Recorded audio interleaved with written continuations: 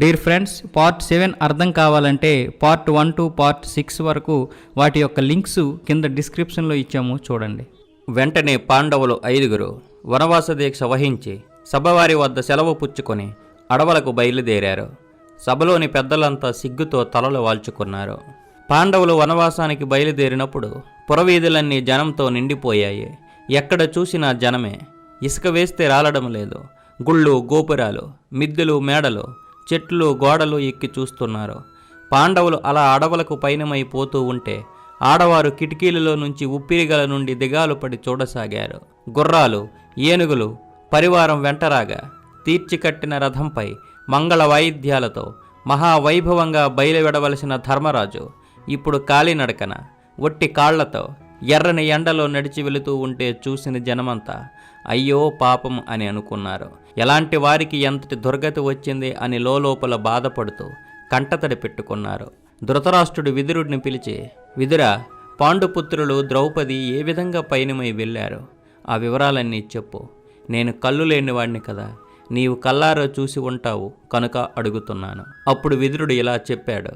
ధర్మరాజు నెత్తిమీద గుడ్డ వేసుకొని ముఖానికి ఒక గుడ్డ అడ్డం పెట్టుకొని పోతున్నాడు. భీముడు తన 2 చేతులు చూసుకుంటూ పోతున్నాడు. అర్జునుడు త్రోవ పొడుగున మన్ను చల్లుకుంటూ నడుస్తున్నాడు. నకుల సహదేవులు ఒళ్లంతా బూడిద పూసుకొని ధర్మరాజు వెనకాల వెళుతున్నారు. ఇక ద్రౌపది జుట్టు విరయబూసుకొని వెంట్రుకలు ముఖానికి అడ్డం పడుతూ ఉండగా మింటికి మంటికి ఏకధారగా ఏడుస్తూ ధర్మరాజు వెనువెంటనే వెళుతూ ఉంది. వారి పురోహితుడు దౌమ్యుల వారు యమధర్మరాజును సంబోధిస్తున్న సామగీతాలు స్వరయుక్తంగా గానం చేస్తూ వెంట వెళుతున్నారు. విదురుడు ఇలా చెబుతున్నప్పుడు ధృతరాష్ట్రుడు విన్నాడు. ఆయనకు మునుపుటి కంటే మరింత ఎక్కువ భయము, దిగులు పుట్టుకొచ్చాయి. అయితే విదురా, నగరంలో జనం ఏమనుకుంటున్నారు అని మళ్ళీ అడిగాడు. అప్పుడు విదురుడు, మహారాజా, నగరంలోని 18 వర్ణాల వారు మనల్ని తిట్టిపోస్తున్నారు. ఈ తిట్లన్నీ చెబుతాను, తిన్నగా వినండి. మన ప్రభువులు నిష్కారణంగా పట్టణం వదిలి అడవులకు పోతున్నారు. కురువృద్ధులందరూ కళ్ళారా చూస్తూ కూడా బుద్ధులేని పసిపిల్లల్లాగా నోరెత్తకుండా ఊరుకున్నారే. చీచి, ఇది ఎక్కడే దురాశ. పాండుపుత్రుల్ని అడవులకు పంపి తానిక్కడ నిశ్చితంగా రాజ్యం ఏలుకోవాలని ఆడిపోసుకుంటున్నారు. మహారాజా, ఇలా వారంతా తిట్టిపోస్తుంటే అప్పుడు ఆకాశంలో మబ్బులు పట్టకుండానే మెరుపులు మెరిశాయి. భూమి కంపించింది. అంతేకాదు, ఇంకా అనేక ఉత్పాతాలు కూడా పొడగట్టాయి అని విన్నవించాడు. ధృతరాష్ట్రుడు, విదురుడు ఇలా మాట్లాడుకుంటున్న సమయంలో అక్కడికి హఠాత్తుగా ఎక్కడి నుంచో వచ్చాడు నారదుడు. ఇవాల్టి నుంచి సరిగ్గా 14 ఏళ్లకు దుర్యోధనుడు చేసిన నేరానికి ఫలితంగా కౌరవులంతా సమూలంగా నాశనమైపోతారు అని ధృతరాష్ట్రుడికి చెప్పి ఆ దేవర్షి అంతలోనే వచ్చినవాడు వచ్చినట్టే అదృశ్యమైపోయాడు. దుర్యోధనుడికి, అతడి అనుచరులకు భయం పుట్టింది. అంతా కలిసి ద్రోణుడి దగ్గరకు వెళ్ళారు. ఆచార్య, ఈ రాజ్యమంతా మీది, మీరే మాకు దిక్కు, మమ్మల్ని విడిచిపెట్టవద్దు అని ఆయన్ని వేడుకొన్నారు. అది విన్న ద్రోణాచార్యులు, పాండవులు దేవాంశ సంభూతులు, వారిని ఎవ్వరూ ఏమీ చెయ్యలేరు. వివేకవంతులైన వారి అభిప్రాయం ఇది. ఈ విషయం తెలిసినప్పటికీ కూడా మీరు నన్ను శరణజొచ్చారు కనుక మిమ్మల్ని నేను విడిచిపోను, మీ పక్షానే ఉంటాను. నా వల్ల అయిన సహాయం మనస్ఫూర్తిగా, శక్తివంచన లేకుండా చేస్తాను. అయినప్పటికీ విధి చాలా బలీయమైనది. పాండవుల వనవాసం ముగించుకొని కోపంతో తిరిగి వస్తారు. ద్రుపదుడి మీద గల కోపంతో నేను అతడిని రాజ్యం నుండి తరమగొట్టాను, అవమానపరిచాను. అతడు నన్ను చంపడానికి ఒక కుమారుడిని కోరుతూ యాగం చేశాడు. దృష్టోద్యుమ్నుడిని కన్నాడు. ఆ దృష్టోద్యుమ్నుడు పాండవులకు దగ్గర చుట్టం, స్నేహితుడు అయ్యాడు. నన్ను చంపడానికే వాళ్లకు వియ్యము నెయ్యము కుదిరినట్లు లోకమంతా చెప్పుకుంటుంది. దానికి తోడు మీరు చేస్తున్న పనులన్నీ ఆ మాటను నిజం చేసేటట్లు ఉన్నాయి. మీకు పోయే కాలం దాపురించింది. అందువల్ల కాలం వృధా చెయ్యకుండా మీ జాగ్రత్తలో మీరు ఉండండి. పెద్ద పెద్ద యజ్ఞాలు, యాగాలు చెయ్యండి, దాన ధర్మాలు చెయ్యండి, కావలసిన సుఖాలన్నీ అనుభవించండి. 14వ ఏట మహా ప్రమాదం రానుంది. అందువల్ల ముందే జాగ్రత్త పడడం మంచిది. నాయనా దుర్యోధన, నీవు ధర్మరాజుతో ఎలాగో ఒకలా రాజీపడు. నేను చెప్పవలసిన మాట చెప్పాను, ఇక తరువాత నీ ఇష్టం అని చెప్పాడు. ద్రోణాచార్యుల ఉపదేశం దుర్యోధనుడికి కొంచెం కూడా నచ్చలేదు. ఒకనాడు సంజయుడు ధృతరాష్ట్రుడి దగ్గరికి వచ్చి, మహారాజా, ఎందుకు దిగాలుగా ఉన్నారు అని అడిగాడు. పాండవులతో పగ తెచ్చుకున్న తరువాత ఇక దిగులు కాక ఏముంది అన్నాడు కళ్ళు లేని ఆ కబోదిరాజు. మీరన్నది నిజమే మహారాజా. వినాశకాలం వచ్చిన వాడికి మతి చలిస్తుంది. అతడి కళ్ళకు మంచిదంతా చెడ్డగాను, చెడ్డదంతా మంచిగాను కనిపిస్తుంది. కాలం తనంతట తానే కర్ర తీసుకుని మానవుడ తల మీద కొట్టదు. కాలం మానవుడి చేత కార్యాలను వృత్యస్థంగా చేయించి వాడు తవ్వుకున్న గోతిలో వాడే పడేటట్లు చేస్తుంది. నీ కుమారులు పాంచాలిని నిండు సభలో పరాభవించారు. తమ నాశనాన్ని తామే కోరి తెచ్చుకున్నారు అని సంజయుడు చెప్పాడు. అది విని ధృతరాష్ట్రుడు మరింత దుఃఖంలో మునిగిపోయాడు. విదురుడు అన్నీ తెలిసినవాడు. ధర్మానికి నీతికి తగిన మాటలు చెప్పాడు. కానీ నేనే అతడి మాట వినిపించుకోలేదు. మూఢుడైన నా కుమారుల మాట విన్నాను. ఇప్పుడు విచారిస్తున్నాను అని ధృతరాష్ట్రుడు మొత్తుకున్నాడు. విదురుడు తరచుగా ధృతరాష్ట్రుడితో ఇలా చెబుతుండేవాడు. మహారాజా, నీ కుమారుడు మహాపాపం చేశాడు.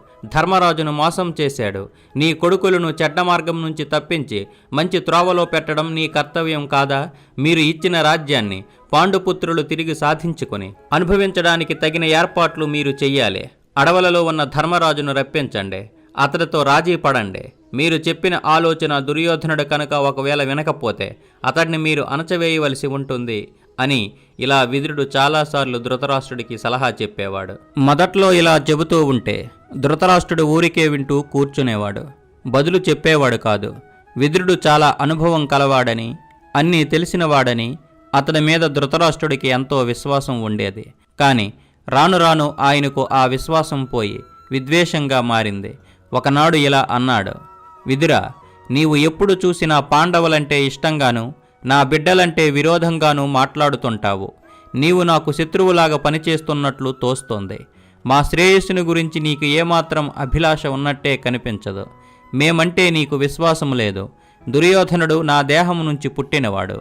వాణ్ణి నేను ఎలా విడిచి ఉండగలను? న్యాయం లేకుండాను, మనస్సులో ఉన్నదానికి వ్యతిరేకంగాను సలహా చెబితే దానివల్ల ఏం ప్రయోజనం? ఇక నేను నిన్ను నమ్మడానికి వీలు లేదు. ఇంక నీతో నాకు పని లేదు. నీకు ఇష్టమైతే వెళ్ళి ఆ పాండవుల దగ్గరే ఉండు. ఇలా కోపంగా మాట్లాడి విదురుడు చెప్పే సమాధానం వినకుండానే ధృతరాష్ట్రుడు తన అంతఃపురంలోకి వెళ్ళిపోయాడు. ఇది విని విదురుడు ఇక కులనాశనం తప్పదు అని తీర్మానించుకున్నాడు. వేగంగా పోయే గుర్రాల కట్టిన రథం ఎక్కి అడవికి ప్రయాణమై పాండవులున్న చోటికి వెళ్ళాడు. విదురుడు పట్టణం విడిచి వెళ్ళగానే ధృతరాష్ట్రుడి మనసులో మళ్లీ కొంత కలవరం బయలుదేరింది. జరిగింది తలచుకుని తనను తానే నిందించుకున్నాడు. ఏం పని చేశాను? పాండవుల బలం ఇంకా ఎక్కువయ్యే మార్గం చేశానే. విదురుడిని తరిమివేయడం పెద్ద తప్పు అనుకున్నాడు. సంజయుడిని పిలిచి, సంజయ, నా ప్రియ సోదరుడైన విదురుడిని అనరాని మాటలన్నాను. అతడు కోపంతో అడవులకు వెళ్ళిపోయాడు. నీవు వెంటనే విదురుడి దగ్గరకు వెళ్ళి ఎలాగైనా సరే అతడిని సమాధానపరిచి తిరిగి ఇక్కడికి తీసుకునిరా అని చెప్పి పంపాడు. సంజయుడు తిన్నగా వనానికి వెళ్ళాడు. పాండవులున్న ఆశ్రమం చేరుకున్నాడు. పాండవులు జింక చర్మాలు ధరించి ఋషులతో కలిసి ఉండడం చూశాడు. విదురుడు కూడా అక్కడే ఉన్నాడు. అతడి దగ్గరికి వెళ్ళి తాను చేసిన తప్పుకు ధృతరాష్ట్రుడు పశ్చాత్తాపపడుతున్న విషయం ఆయనతో సవిస్తరంగా చెప్పి, మహాత్మా, మీరు తిరిగి రాకపోయినట్లయితే ధృతరాష్ట్రుడి ప్రాణాలు నిలవవు. కనుక ఈ పాండవుల వద్ద సెలవు పుచ్చుకుని మళ్ళీ రాజ్యసభకు దయచేయండి అని పరిపరి విధాల ప్రార్థించాడు సంజయుడు. సంజయుడు మాటలు విని విదురుడు సరేనన్నాడు. ధర్మరాజు వద్ద సెలవు పుచ్చుకొని మళ్ళీ ప్రయాణమై హస్తినాపురం వచ్చాడు. ఆయన రాగానే ధృతరాష్ట్రుడు, విదురా, నేనేదో కోపం చేత అన్న మాటలకు విచారిస్తున్నాను. అవన్నీ మరిచిపో అని గద్గద స్వరంతో పలికాడు. ఒకనాడు మైత్రేయ మహాముని ధృతరాష్ట్రుడి సభకు విచ్చేశాడు. రాజు ఆయనను సగౌరవంగా ఆహ్వానించి పూజించాడు. ఆ తర్వాత, మునీంద్ర, వీరులు నాకు ప్రియపుత్రులు అయిన పాండవులను కురుజాంగలములో మీరు చూపే ఉంటారు. వారందరూ సుఖంగా ఉన్నారు కదా? వారు ఇంకా అరణ్యాలలోనే ఉండాలని అనుకుంటున్నారా? మా కుటుంబంలో ఒకరికొకరికి స్నేహం చెడకుండా ఉంటుందా? సెలవేయండి. మహాముని, మమ్మల్ని ఆశీర్వదించండి అని అడిగాడు. అందుకు మైత్రేయ మహాముని, రాజా, పాండవుల్ని నేను కావ్యక వనములో అకస్మాత్తుగా చూశాను. అప్పుడా వనములోని ఋషులు కూడా వారిని చూడడానికి అక్కడికి వచ్చారు. హస్తినాపురంలో జరిగిన సంగతులన్నీ వారు చెప్పగా విన్నాను. అందువల్లనే ఇలా వచ్చాను. మీరు భీష్ములు వారు ఉండి కూడా ఇలా జరగడం న్యాయం కాదు అని బదులు చెప్పాడు. తరువాత మైత్రేయ మహాముని రాజ్యసభలో దుర్యోధనుడిని చూసి, రాకుమారా, నీకు మంచి మాట చెబుతున్నాను విను. పాండవులను మోసం చేయవద్దు. వారు మహాసూరులు. కృష్ణుడు, ద్రుపదుడు వారికి బంధువులు. వారితో విరోధం పెట్టుకోవడం శ్రేయస్సు కాదు. వారితో సమాధానపడు, నేను ఎందుకు చెబుతున్నానో గ్రహించు అని బోధించాడు. కాని మొండి పొట్టుగల దుర్యోధనుడు ఆయన మాటలు లెక్క చెయ్యకుండా తన తొడ మీద చెయ్యి చరిచి భూమి మీద కాలితో గీకుతో ఏ మాటా చెప్పకుండా ముఖం పక్కకు తిప్పుకొన్నాడు. అతడి ప్రవర్తనకు మైత్రేయి మహామునికి కోపం వచ్చింది. దుర్యోధనుడిని చూసి, ఈ గర్వానికి తగిన ఫలం నీవు తప్పకుండా అనుభవిస్తావు. నీవిప్పుడు చరుచుకున్న తొడలు భీముడు తన గదతో విరగ్గొడతాడు అన్నాడు. వెంటనే ధృతరాష్ట్రుడు అదిరిపడి లేచాడు. ముని కాళ్ల మీద పడ్డాడు. స్వామి శపించకండి అని వేడుకొన్నాడు. దానికి మైత్రేయి మహాముని, మహారాజా, నీ కుమారుడు గనక సంధి చేసుకుంటే నా శాపం ఫలించదు. అలా సమాధాన పడకపోతే మాత్రం శపించినట్టు జరిగి తీరుతుంది అని చెప్పి అక్కడి నుంచి వెళ్ళిపోయాడు. మహాభారతం పురాణ కథ. కానీ ఈ కాలంలో కూడా పెద్ద పదవులలో ఉండేవారిని, సాధారణ లోకజీవనం గడుపుకునే సామాన్య మానవులను సైతం క్షాత్రాలు ఇలాగే పట్టి పీడిస్తుంటాయి. అటువంటప్పుడు ఈ అధ్యాయం చదివితే వివేకం కలుగుతుంది. మహా విపత్తు నుండి తప్పించుకోవడానికి వీలవుతుంది. శ్రీకృష్ణుడు శిశుపాలుణ్ణి సంహరించాడన్న వార్త విని అతని మిత్రుడు సాళ్వరాజుకు ఎక్కడలేని ఆగ్రహం వచ్చింది. దాంతో అతడు ద్వారకా నగరం మీదకి వెళ్ళాడు. నగరం ముట్టడించాడు. అప్పటికి శ్రీకృష్ణుడింకా ద్వారకకు చేరుకోలేదు. శ్రీకృష్ణుడు లేని సమయంలో ద్వారకా నగరాన్ని ఉగ్రసేనుడు కాపలా కాస్తున్నాడు. భారతంలో శత్రువుల ముట్టడిని గురించి చదివేటప్పుడు దాని పద్ధతులన్నీ ఇప్పటి యుద్ధ పద్ధతుల్లాగే ఉన్నట్లు కనబడతాయి. ద్వారకా నగరం ఒక దీవిలో కట్టిన కోట. చుట్టూ నీళ్లు, మధ్య పట్టణం, అన్ని విధాలైన కాపుదలలు దానికి చక్కగా అమర్చిపెట్టారు. వేల కొలది యుద్ధవీరులు నిలవడానికి తగిన స్థలాలు, యంత్రాలు, సొరంగ మార్గాలు అన్నీ యథావిధిగా కట్టి ఉంచారు. అనేక రకాల ఆయుధాలు, మందుగుండు సామాన్లు అన్నీ సేకరించి పెట్టారు. పేరుగాంచిన వీరులున్న దళం నగరంలో ఉంది. ముట్టడి వేసిన కాలంలో నగరంలో ఎవరూ కళ్ళు తాగకూడదని ఉగ్రసేనుడు చేసిన సుగ్రీవాజ్ఞను దండోర వేసి నగరమంతా చాటించారు. నాట్యం చేసేవాళ్లను, వినోదాలు, వేడుకలు చూపించి బ్రతికేవాళ్లను బయటకు పంపించారు. చుట్టూ ఉన్న అగడత దాటడానికి కట్టిన వంతెనలన్నీ పగలగొట్టారు. వాడల నావల రాకపోకలు నిలిపివేశారు. కోట చుట్టూ ఉన్న అగర్తలలోని నీళ్లలో ఇనప శూలాలు నాటి ఉంచారు. బురుజులన్నీ కాపలా కాస్తున్నారు. ద్వారాలన్నీ మూసివేశారు. దారులన్నింటిలోనూ ఇనుప ముళ్ళ కంచెలు వేసి పగవాడు ప్రవేశించడానికి వీలు కాకుండా కట్టుదిట్టం చేశారు. మామూలు రోజుల్లోనే ఆ నగరంలో ప్రవేశించాలంటే ఎవరితరమో కాదు. అలాంటిది సాళ్వరాజు ముట్టడి వేయడంతో మరీ ఎక్కువగా బందోబస్తు చేసి ఉంచారు. నగరములో నుండి రహదారి చీటీలు లేకుండా పురుగైనా సరే బయటకు పోకూడదు. అలాగే లోపలికి రావడానికి కూడా కట్టుదిట్టం చేశారు. సైనికులందరికీ జీతాలు పెంచారు. ఇయ్యవలసిన జీతభత్యాలన్నీ ఆలస్యం చేయకుండా విరివిగా ఇచ్చారు. సైన్యంలో కొత్తగా చేర్చుకున్న వారిని జాగ్రత్తగా పరీక్ష చేసి చేర్చుకున్నారు. పాండవుల పట్ల అపరిమితమైన స్నేహం, అభిమానం కల భోజకుల రాజులు, వృష్టికుల రాజులు, చేది దేశపు రాజు దృష్టకేతువు, కేకేయులు ఇంకా మరికొంతమంది రాజులు కృష్ణుడితో సహా అడవులలో ఉన్న పాండవులను చూడడానికి గుంపుగా వెళ్లారు. దుర్యోధనుడు చేసిన ద్రోహానికి వీరందరూ పట్టరాని కోపం చెందారు. ఆ దుర్మార్గుడి రక్తం త్రాగడానికి భూదేవి తొందరపడుతూ ఉందని అన్నారు. పరామర్శ చేయడానికి వచ్చిన ఈ రాజబంధువులలో సంప్రదింపులు జరిగిన తరువాత శ్రీకృష్ణుడితో ఏకాంతంగా మాట్లాడడానికి ద్రౌపది వచ్చింది. ఏకవస్త్రనై బయట చేరి ఉన్న సమయంలో నన్ను రాజ్యసభకు బలాత్కారంగా ఈడ్చుకుని పోయి అందరి ఎదుట నిలవబెట్టారు. ధృతరాష్ట్రపుత్రులు నన్ను అలా నిండు కొలువులో నిలబెట్టి అవమానించి పరిహారం చేశారు. తమకు నేను దాసిగా అయిపోయానని అనుకున్నారు. భీష్ముడు, ధృతరాష్ట్రుడు కూడా నేను ఎవరైంది మరిచిపోయారు. వారి ఇంటి కోడల్లి అన్న సంగతే వారికి గుర్తు లేకుండా పోయింది. నా భర్తలు కూడా నన్ను ఎంత మాత్రం కాపాడలేకపోయారు. జనార్దన, నా పరాభవం గురించి ఇంకేం చెప్పమంటావు అని ద్రౌపది మింటికి మంటికి ఏకధారగా ఏడుస్తూ చెప్పింది. ఆ నీచులు నన్ను పట్టి ఈడ్చి పరాభవించారు. దుష్టుడైన దుశ్శాసనుడు నా చీర పట్టుకొని లాగాడు. ఆ సమయంలో భీమసేనుడి దేహబలం కూడా ప్రయోజనం లేకుండా పోయింది. లోకములో ఎందుకు పనికిరాని వాళ్ళు కూడా తమ భార్యలకు ఏ విధమైన ఆపద, అవమానం రాకుండా రక్షించుకుంటారు. ఇంతటి మహాపాపానికి ఒడిగట్టిన దుర్యోధనుడు ఇంకా ఈ భూమి మీద ప్రాణాలతో ఉండవచ్చా? రాజాదిరాజుగా పరిపాలన చేసిన పాండురాజు కోడలనైన నన్ను ఆ దుర్మార్గుడు జుట్టు పట్టుకుని లాగి తెచ్చాడే. 5 వీరులకు ధర్మపత్నినైన నేను అంత అన్యాయంగా అవమాన పాలపడ్డానే. నేనింకా జీవంతో ఉండవచ్చా? అన్నా మధుసూదన, నాకు భర్తలు లేరు, పుత్రులు లేరు, బంధువులు లేరు, అన్నదమ్ములు లేరు, ఆఖరకు నీవు కూడా లేకుండా పోయావు. అని కోపావేశంతో జ్వలించే కన్నుల వెంట నీరు ధారల కట్టి ప్రవహిస్తూ ఉండగా ఆ ద్రౌపదీదేవి మొరపెట్టుకుంది. ఈ మాటలు విని కృష్ణుడు ఆమెను వాదార్చాడు. అనునయంతో కూడిన మాటలు చెప్పి ఆమె మనసును చల్లబరిచాడు. అమ్మా, నీవు దుఃఖపడకు. నిన్నెంత అవమానం చేసిన ద్రోహులు నెత్తురు కక్కుతూ భూమి మీద పడి విలవిలా తన్నుకొని చస్తారు. నీవేమీ చింతించవద్దు. ఇదిగో, నేను నీకు ప్రతిజ్ఞ చేసి చెబుతున్నాను. పాండవులకు ఏ విధమైన సహాయం అవసరమో అదంతా నేను చేస్తాను. నీవు మళ్ళీ రాజరాజ పట్టమహిషివగా పట్టం కట్టుకుంటావు. ఇది నిజం. ఆకాశం విరిగి క్రింద పడినా, భూమి కృంగినా నేను చెప్పిన మాట అబద్ధం కాదు. ఇది సత్యం అని ద్రౌపదికి ప్రతిజ్ఞ చేసి చెప్పాడు శ్రీకృష్ణుడు. ఇది చెయ్యవచ్చునా, అది చెయ్యవచ్చునా అని అనవసరంగా మీమాంసాలు చేసేవారు, శుష్కవాదాలు సాగించేవారన్నమాట. భారతంలో శ్రీకృష్ణుడు చేసిన చర్యలను విమర్శించడం కద్దు, కానీ నిజంగా ఈ ప్రతిజ్ఞను శ్రద్ధగా పరిశీలించి చూస్తే అటువంటి విమర్శకుల సందేహాలన్నీ తీరిపోతాయి. శ్రీకృష్ణుడు చేసిన ఈ శపథముతో ద్రౌపదికి కొంత ఊరట కలిగింది. కన్నీటి గుండానే కడగంటి చూపుతో ఆమె అర్జునుడిని చూసింది. ఓ సుందరి, నీవేమీ బెంగ పెట్టుకోవద్దు. శ్రీకృష్ణుడు ఎంత చెప్పాడో అంతా జరిగి తీరుతుంది. దానికి ఎంతమాత్రం తిరుగులేదు అని అర్జునుడు కూడా ప్రతిజ్ఞ చేశాడు. ఈ విధంగా కృష్ణార్జునులిద్దరూ చేసిన శపథాలు ఎలా నెరవేరుతాయో దృష్టోద్యుమ్నుడు తన చెల్లెలికి తెలియజెప్పాడు. అమ్మాయి, నీకేమీ భయం అక్కర్లేదు. నేను ద్రోణాచార్యుడిని చంపుతాను. శిఖండి భీముడిని చంపుతాడు. భీముడు దుర్మార్గుడైన దుర్యోధుడిని తెగటారుస్తాడు. ఇక అర్జునుడు శారదపుత్రుడైన కర్ణుణ్ణి సంహరిస్తాడు అని చెప్పాడు. తర్వాత కృష్ణుడు మళ్ళీ ఇలా పలికాడు.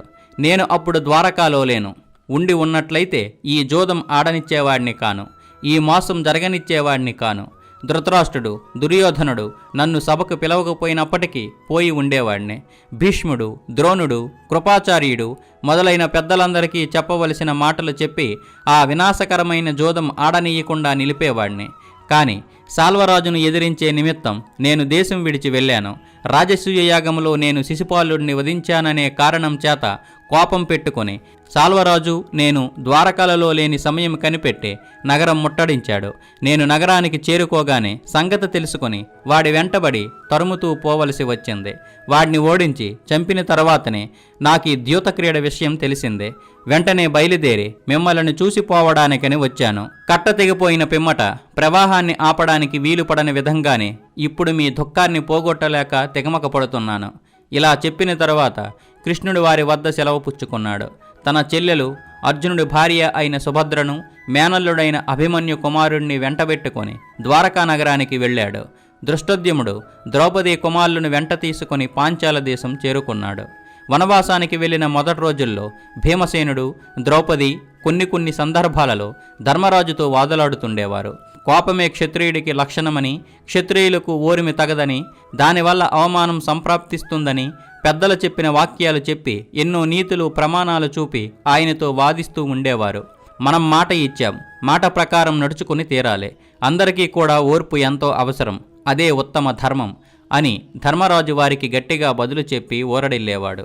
కానీ వనవాసం చేయకుండానే వెళ్ళి దుర్యోధనుడి మీద పడి అతడి చుట్టూ చేరిన దుష్టుల్ని హతమార్చి తిరిగి తమ రాజ్యం తాము రాబట్టుకోవాలని భీముడి వాదం. వేద మంత్రాలు చదివి వాటిలోని సారాంశం తెలుసుకోలేని పండితుడు తిరిగి అవే మంత్రాలు వల్లివేస్తూ తృప్తి పడుతుంటాడు.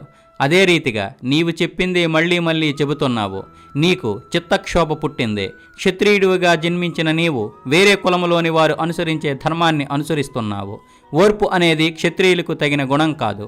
చెడుత్రోవ తొక్కిన ధృతరాష్ట్రపుత్రులు చేసిన ద్రోహానికి వీరులమైన మనం ఊరికే చూస్తూ కూర్చోవచ్చా? వంచన చేసిన వైరులను గెలవని క్షత్రియుడి జన్మే కాదని నా అభిప్రాయం. మోసము చేసిన వాళ్లను చంపి నరకములోకి వెళ్ళినప్పటికీ ఆ నరకం స్వర్గంతో సమానం. మీరు చూపుతున్న ఓర్పు లోపల దహించుకుని వస్తున్న అగ్ని పుడకలాగా నన్ను అర్జునుని దహించి వేస్తుంది.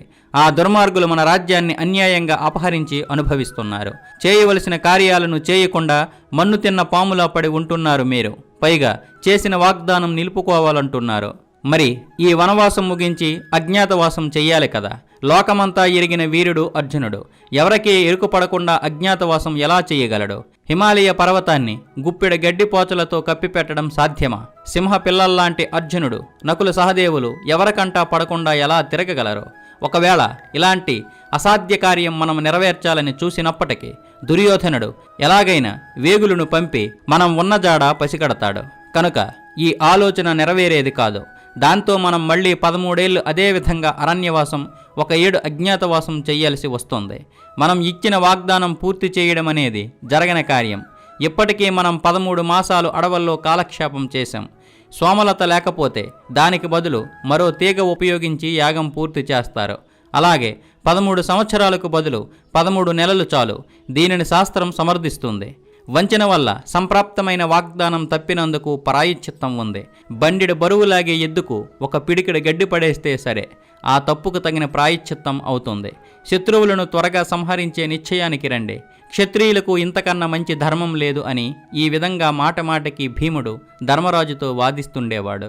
ద్రౌపది కూడా తనకు దుర్యోధనుడు, కర్ణుడు, దుశ్శాసనుడు చేసిన అవమానాలకు తగిన శాస్తి చెయ్యాలంటూ పట్టుబడుతుండేది. అనేక శాస్త్రాలు, పురాణాలలోని ధర్మాలు ఎత్తుచూపుతూ ఉద్బోధించేది. ధర్మరాజు నిట్టూర్పులు విడుస్తూ ఆలోచనలు చేసేవాడు. వీరికి ధర్మం ఉపదేశించే లాభం లేదని, నీతిని గురించి, బలాబలాలను గురించి చెప్పేవాడు.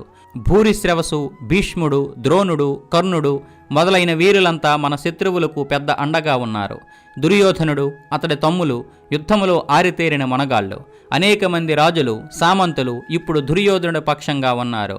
భీష్ముడు, ద్రోణుడు దుర్యోధనుడి చర్యల కంటే ఇష్టము లేకపోయినప్పటికీ అతడిని విడిచిపెట్టరు. యుద్ధమే వస్తే అతడి కోసం ప్రాణాలు అర్పించడానికి కూడా వారు సంసిద్ధులై ఉన్నారు. కర్ణుడు అన్ని అస్త్రవిద్యలు తెలిసిన సామర్థ్యశాలి.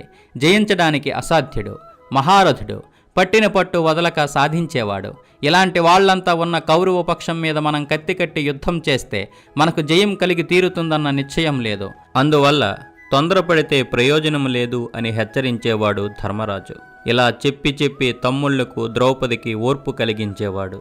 ఇలా ఉండగా వ్యాసుల వారి సలహా ప్రకారం కొత్త అస్త్రాలను సాధించడానికి, దేవతల నుంచి వరం పొందడానికి అర్జునుడు హిమవత్ పర్వతాలకు పోయి తపస్సు చేయడానికి పూనుకొన్నాడు. అర్జునుడు అన్నదమ్ముల వద్ద సెలవు తీసుకుని పాంచాలితో చెప్పడానికి వెళ్ళాడు. ఆమె అతడిని చూసి, ధనుంజయ, నీ కార్యం నిర్విఘ్నంగా నెరవేరి సుఖంగా తిరిగి వత్తువుగాక. నీవు జన్మించినప్పుడు కుంతీదేవి నిన్ని గూర్చి ఎన్నెన్ని కలలకందో, ఏమేమి ఆశలు పెట్టుకుందో అవన్నీ నిజముగుగాక.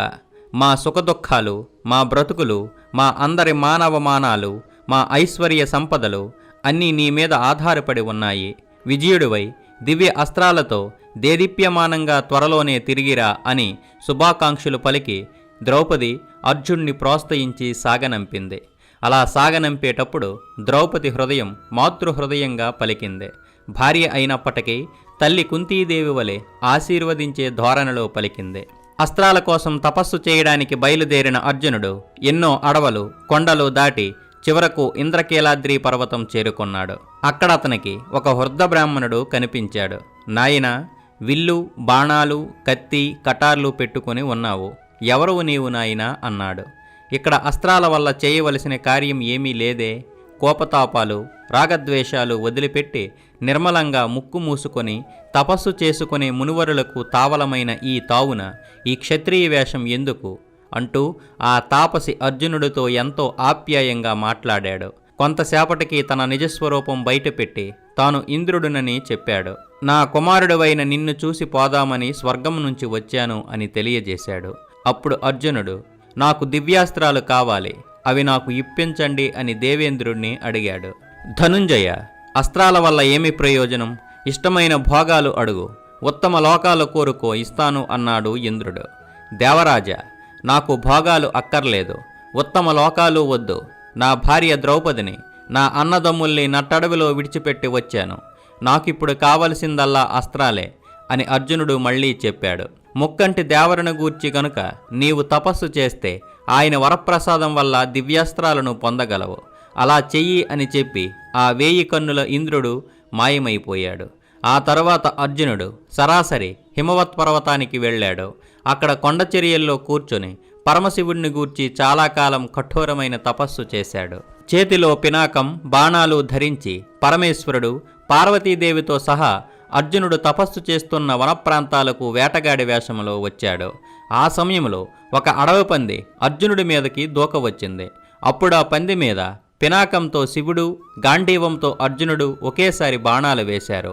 నీవెవరవు? ఆడదాంతో ఈ అడవిలో ఎందుకు తిరుగుతున్నావు?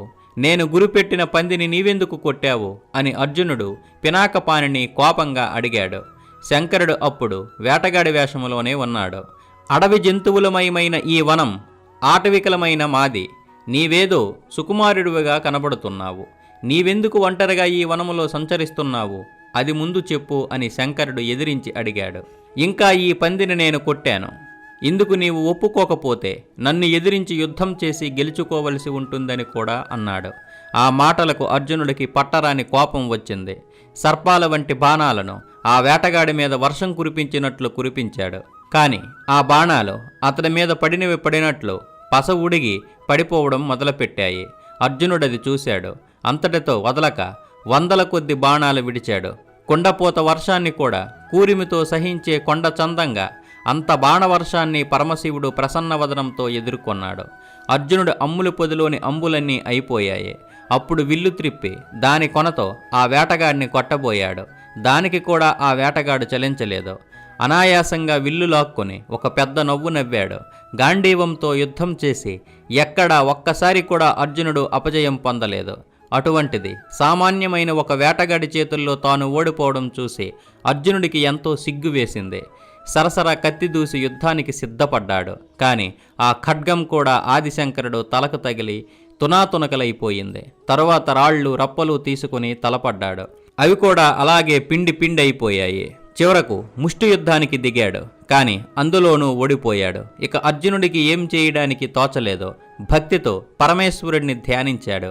ఆ ధ్యానములో అతడికి జ్ఞానోదయం అయింది. ఆ వేటగాడెవరో తెలిసిపోయింది. వెంటనే అర్జునుడు పరమశివుడి పాదాలపై పడి నేను చేసిన తప్పిదాన్ని మన్నించండి మహాదేవ అని వేడుకున్నాడు. మన్నించాను అని నవ్వుతూ అంటూనే పరమశివుడు తాను లాక్కున్న గాంధీవాన్ని తక్కిన ఆయుధాలను తన చేత్తో తిరిగి ఇచ్చాడు. అంతేగాక పాశుపతాస్త్రాన్ని ఇంకా అనేక వరాలను ఇచ్చాడు.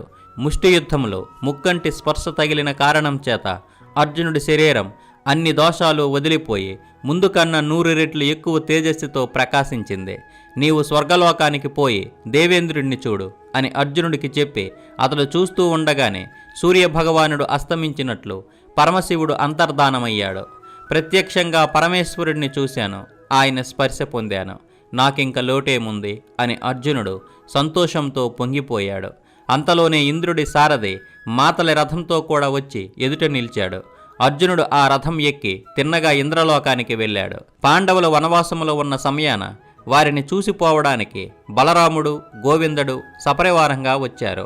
పాండవులను ఈ స్థితిలో చూడగానే బలరాముడికి దుఃఖం పొంగి వచ్చింది. కృష్ణ, ధర్మం అధర్మం జీవితంలో ఎలాంటి ఫలము ఇవ్వలేకపోతున్నాయని తోస్తుంది. దుర్యోధనుడిని చూడు, భూమండలం ఏలుతున్నాడు.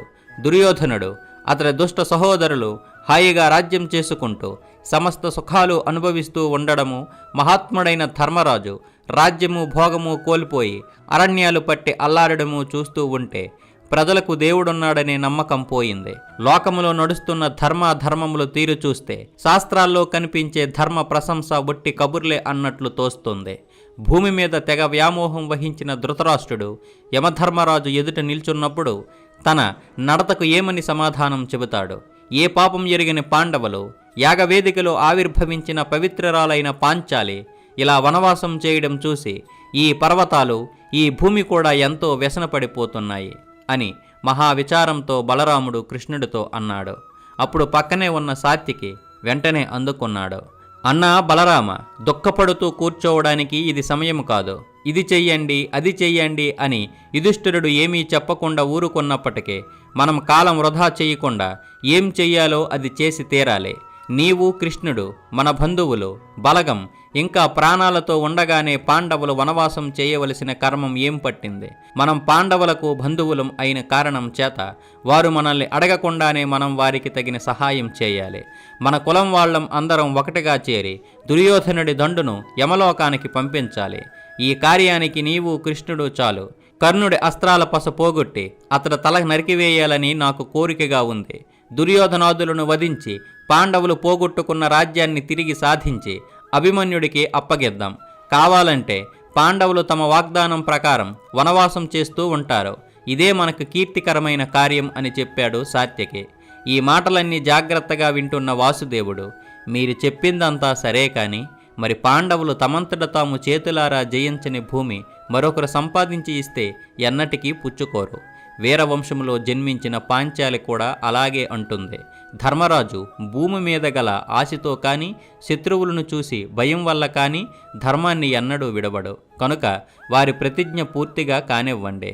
అప్పుడు పాంచాలరాజు, కేకయుడు, సేధిరాజు, మనము అందరం ఒకటిగా చేరి పాండవులకు అండగా నిలుద్దాం, యుద్ధములో శత్రువులను హతమారుద్దాం అన్నాడు. కృష్ణుడి మాటలకు ధర్మరాజు చాలా సంతోషించాడు. మాధవుడు సరిగ్గా చెప్పాడు. మనం రక్షించవలసింది సత్యాన్నే కాని రాజ్యాన్ని కాదు. నా హృదయాన్ని సరిగ్గా గ్రహించినవాడు గోవిందుడొక్కడే. యుద్ధం చేయవలసిందని కేశవుడు మనకు ఎప్పుడు చెబితే అప్పుడు చేద్దాం. ఇప్పుడు వృష్టికుల వీరులంతా తిరిగి తమ నివాసాలకు వెళ్ళవలసిందిగా ప్రార్థిస్తున్నాను. మీరంతా ధర్మం తప్పక నడుచుకోండి. ఏనాటికైనా మళ్ళీ కలుసుకుందాం అంటూ వారికి నచ్చజెప్పి ఆ యదువీరులను పంపించాడు ధర్మరాజు. అస్త్రాలు సంపాదించుకుని రావడానికై పోయిన అర్జునుడు ఎంతకాలానికి తిరిగి రాలేదు. భీముడికి కోపతాపాలు ఎక్కువైపోయాయి. ఒకనాడు ధర్మరాజును చూసి ఇలా అన్నాడు: మహారాజా, మన ప్రాణాలన్నీ అర్జునుడి మీద పెట్టుకున్న విషయం మీకు తెలుసు. మీ ఆజ్ఞ ప్రకారం అస్త్రాల కోసమని వెళ్ళిన అర్జునుడు ఏమయ్యాడో అతీగతి లేదు. అతడికేదైనా ఆపత్తు సంభవించి ప్రాణాలు కోల్పోతే ఇక మన గతేంటి? అర్జునుడు లేకపోతే ఈ ద్రుపదరాజు కాని, ఈ సాత్యకి కాని, ఈ బలరామకృష్ణులు కాని మనల్ని కాపాడడం అసాధ్యం. అర్జునుడు మరణించడమే సంభవిస్తే ఆ దుఃఖం నేను భరించలేను. నీవి జోదం ఆడిన కారణంగా మేమందరం ఇలా కష్టాలు అనుభవించవలసి వచ్చింది. అల్పులైన మన శత్రువులు అంతకంతకు బలవంతులవుతున్నారు. వనవాసం చేయడం క్షత్రియ ధర్మము కాదు. కత్తిపట్టి రాజ్యం ఏలడమే క్షత్రియ ధర్మం. దాన్ని వదిలిపెట్టి మీరే విధంగా మొండివాదం చేస్తున్నారు. అర్జునుడు ఎక్కడున్నాడో వెంటనే రప్పించండి. గోవిందుణ్ణి కూడా పిలిపించండి. వెంటనే ధృతరాష్ట్ర పుత్రుల మీద యుద్ధం సాగిద్దాం. ఆ దురాత్ముడు శకిని, ఆ దుష్టులైన కర్ణుడు, దుర్యోధనుడు, దుశ్శాసనుడు వాళ్ళందరినీ చంపితేనే నా మనస్సుకు శాంతి. దాని తరువాత కావాలంటే మీరు మళ్ళీ అడవులకు పోయి నిశ్చింతంగా తపస్సు చేసుకోవచ్చు. చేయవలసిన కార్యం వెంటనే చేయకుండా ఆలస్యం చేయడం గొప్ప తప్పు. మోసం చేసిన వాడిని మోసంతో పడగొట్టడం పాపము కాదు. ఒక పగలు ఒక రాత్రి దీక్షతో వ్రతం చేస్తే 1 సంవత్సరం పూర్తిగా వ్రతాలు చేసినట్లేనని ధర్మశాస్త్రం చెబుతుంది. కనుక నేటి నుండి 13 రోజులు వ్రతం పడితే మన ప్రతిజ్ఞ ముగిసిపోతుంది. నాకు సెలవేయండి. అగ్నిహోత్రుడు చెట్లను పుట్లను దహించి వేయడానికి ఆరాటపడుతున్నట్లుగా నేను దుర్యోధనాదులను హతమార్చడానికి ఆరాటపడుతున్నాను. ఇలా భీమసేనుడు చెప్పిన మాటలు విని ధర్మపుత్రుడు తమ్ముడిని చెంతక తీసుకున్నాడు. కౌగిట్లో అదిమి పట్టుకొని, నాయనా భీమసేన, కొంచెం ఓపిక పట్టు. 13 సంవత్సరాలు ముగియగానే అర్జునుడు గాంధీవంతోనూ నీవు గదాయుధంతోనూ వెళ్ళి దుర్యోధుడిని తాకి యుద్ధం చేసి నేల పడగొట్టి తీరుతారు. సందేహం లేదు. సరి అయిన సమయం వచ్చే వరకు కొంచెం ఓర్పు చూపించు. పాపంలో మునిగిపోయిన దుర్యోధనుడు, అతడి అనుచరులు తప్పించుకొని పోలేరు. వాళ్లకు తప్పక శాస్తి జరిగి తీరుతుంది అని సమాధానపరిచాడు. ఈ విధంగా శోకపీడితులైన సోదరులు వాదులాడుకుంటున్న సమయంలో అక్కడికి బృహదశ్వ మహర్షి విచ్చేశాడు. ఆయనకు చేయవలసిన పూజలు సపర్యలు చేసి ధర్మరాజు ఆయన చెంత కూర్చొని, మహాత్మా, వంచకులు మోసముతో మమ్ములను జోదానికి దింపి మా రాజ్యాన్ని, ధనాన్ని, సమస్త సంపదలను కొల్లగొట్టారు. ఆ కారణం వల్ల నేను, మహావీరులైన నా తమ్ముళ్ళు, మహాపతివ్రత అయిన ద్రౌపదితో కూడా ఇలా వనవాసం చేస్తున్నాం. అర్జునుడు అస్త్రాలు సంపాదించుకొని వస్తానని చెప్పి చాలా కాలమైంది. ఇంకా తిరిగి రాలేదు. అతడు లేని కారణం చేత మేం ప్రాణం లేని వాళ్లతో సమానంగా ఉన్నాము. అర్జునుడు అసలు అస్త్రాలతో తిరిగి వస్తాడా? అతడిని మళ్ళీ మేము ఎప్పుడు కంట చూస్తాం? తీరని దుఃఖ సముద్రములో పడిపోయాం. నాలాగా దుఃఖాలు అనుభవించే మనిషి ఈ లోకంలో ఎవ్వరూ ఉండరేమో అని ధర్మరాజు తలుచుకొని తన గోడు చెప్పుకున్నాడు. అది విని బృహదశ్వ మహర్షి ఇలా అన్నాడు: దుఃఖంతో మనస్సు పాడు చేసుకోవద్దు. అస్త్రాలు, వరాలు సంపాదించి అర్జునుడు అరచికాలములోనే తిరిగి వస్తాడు. మీరు శత్రువులను జయిస్తారు. నీలాంటి దౌర్భాగ్యుడు లోకంలో లేడు అని అంటున్నావే, అది తప్పు. నీకన్నా 10 రెట్లు కష్టాల పాలైన నలమహారాజు సంగతి నీ వెరుగనట్లుంది. నిషధ దేశపు రాజు విషయం నీకు తెలియదా? పుష్కరుడి చేత జోదములో ఓడిపోయి నీలాగే మోసం వల్ల తన రాజ్యాన్ని, ధనాన్ని, సర్వస్వాన్ని కోల్పోయి అడవుల పాలయ్యి తోడెవ్వరూ లేకుండా ఒంటరిగా ఎన్నో అగచాట్లు పడ్డాడు. కలి ఆవేశించి బుద్ధి బుగ్గయి మతి నశించి తన వెంట వచ్చిన భార్యని సైతం కన్నుగప్పి అడవులలో ఆమె ఒక్కర్తను వదిలిపెట్టి ఎక్కడికో వెళ్ళిపోయాడు. అతడెన్నో అవస్థలు పడ్డాడు. మరి నీవు సహవాసంతో వనవాసం చేస్తున్నావు. వెంట నీ ఇల్లాలు ద్రౌపది కూడా ఉంది. నీవు మతి చలించకుండా మంచి తెలివితో వివేకంతో చక్కగా సంచరిస్తున్నావు. నీకు నీ తమ్ముళ్ళు తోడుగా ఉన్నారు కనుక నీవేమీ దుఃఖపడకు. నీవు అదృష్టవంతుడివి అని ధర్మరాజును ఊరడించాడు మహర్షి. తరువాత మళ్ళీ నలుడి చరిత్ర అంతా సవిస్తరంగా చెప్పాడు. నలుడి కథ భారతంలో 28 అధ్యాయాలుంది. అది పూర్తి చేసి చివరికి మహర్షి ఇలా అన్నాడు: యుధిష్ఠిరా, నలుడు ఈ విధంగా చాలా భయంకరమైన కష్టాలు అనుభవించి చివరకు క్షేమం పొందాడు.